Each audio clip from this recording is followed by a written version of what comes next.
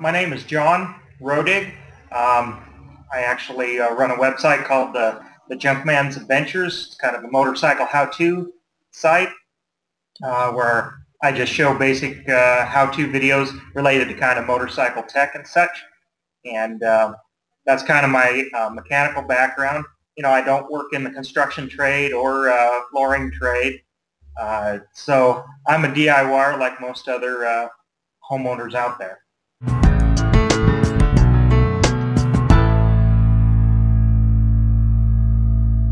Well, I've installed Allure in at least 4 rooms of my own home. I also have 2 rental properties that I've actually installed it in kitchens and bathrooms there.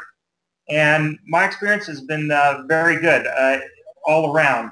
I'll get to some of the things I maybe dislike about it, but there's not too much of that. Things I like about it: ease of laying it down, ease of putting it all together, and trimming for obstacles and things. It goes down over just about any type of substrate. I like the look of it. It definitely, first impressions, it'll fool people. I mean, obviously, when you get on it, you know it's not wood, but or tile. But it is definitely warmer than tile if you choose the tile type of look, which I have in some hallways and a bathroom. And then I have the wood look in a kitchen, and well, a couple of kitchens, and actually in a bathroom. And I've been very happy with the performance. The wear, I've had these installed for a little over 2 years in high traffic areas. No signs of really any scuffing or fading or anything like that. It's not indestructible. You can pierce it. If you would happen to drop something really sharp on it, kind of deliberately, it would probably dent it or cut it. But that doesn't happen too often, and actually that hasn't happened to me, but I could see where that would happen.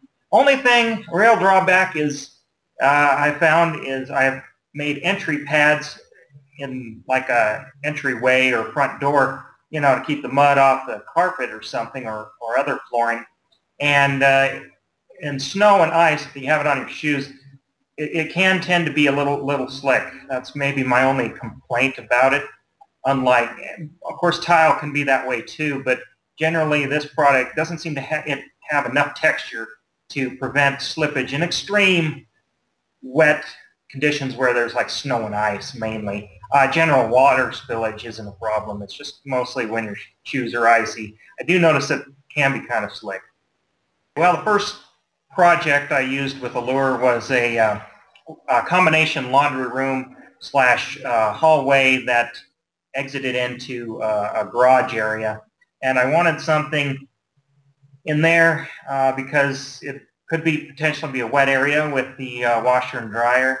And then also it's kind of a mud room as well, so I needed something that would be easy to clean.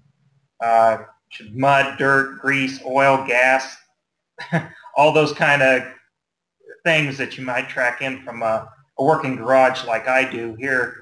I needed something that would be easy to clean, durable for that, and then also easy to lay. Looked at tile, and primarily reasons why I didn't go with tile is tile's cold, installation.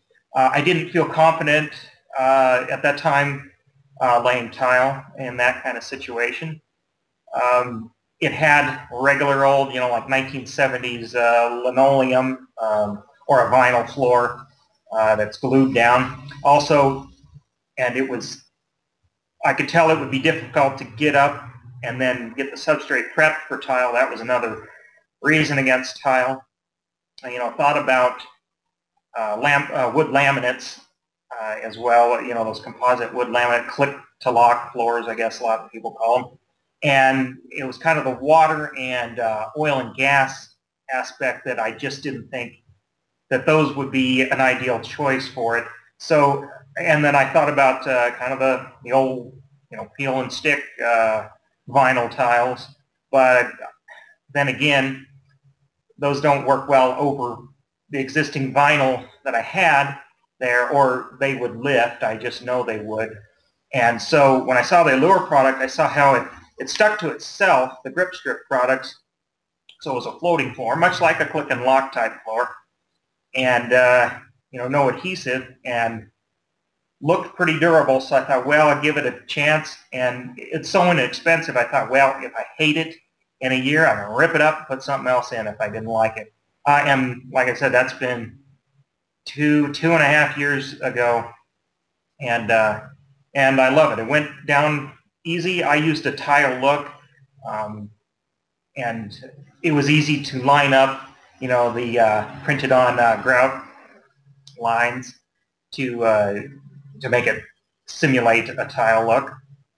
And cutting around obstacles and things was not a problem, and it has been very resistant to all the chemicals that it's come in contact with, because typically I have grease, gas, oil on my shoes or on my hands, and it drips and stuff, and it hasn't, under momentary application of a little bit of gasoline, not a big puddle or anything, but a few drips are here. It didn't eat it, didn't seem to affect it. So I've been pleasantly surprised at the durability of it with all the foot traffic that particular room gets, being a mudroom and then a laundry area. I've installed it in two of my bathrooms, and the primary choice there was, well, I saw how well it held up there, and then also that was definitely warm underfoot, or warmer underfoot than tile. And the same deal, my bathrooms had old 1970s laminate that was not applied very well, lots of adhesive lumps and things that I knew I was probably going to be having to replace subfloor to prep for any kind of other tile or flooring option. So, Allure was just a kind of a natural choice there.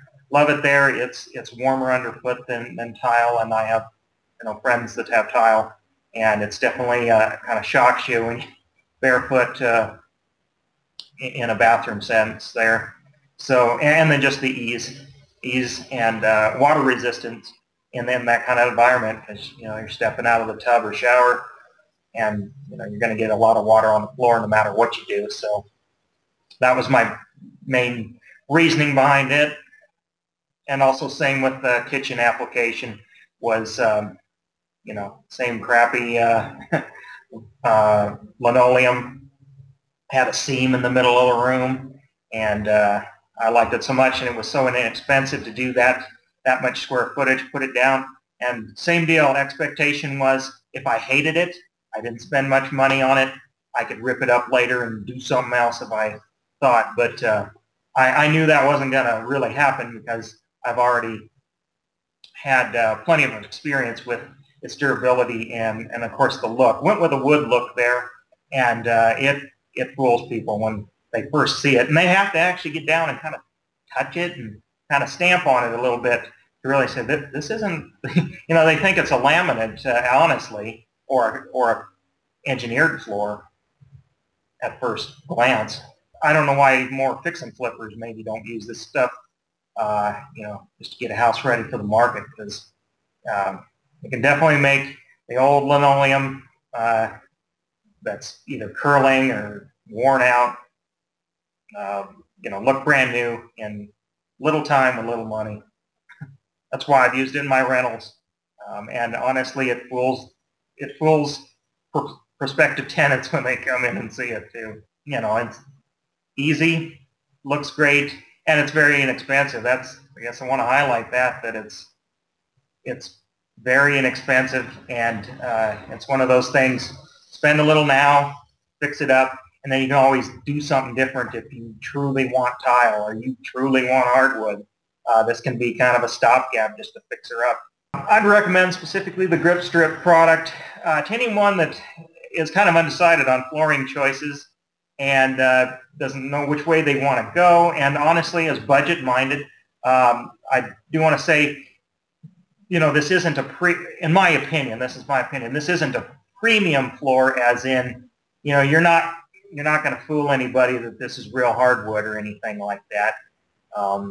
However, like it's resilient, so you drop a dish on it, it's not going to break like a tile, and you don't risk breaking a tile when you drop something heavy on it, which is the other thing. If it's, I'd say people with families, little kids, where stuff like that is going to get dropped on the floor a lot, and also if you're going to have a lot of spills and things, and then just the ease of application. It's if you're smart enough to run a tape measure, you can pretty much install this floor.